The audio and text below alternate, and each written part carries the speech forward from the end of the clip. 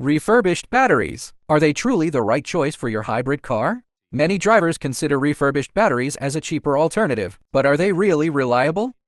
Refurbished batteries are not brand new. They come from disassembled old battery packs.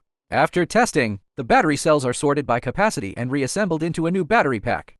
At first glance, they may seem fine, but the real issue lies in lifespan and stability. Even if the cells are matched by capacity during assembly, they age at different rates because they come from different used battery packs. Over time, these cells degrade unevenly, causing voltage and capacity imbalance. This means your car may soon experience battery failure again.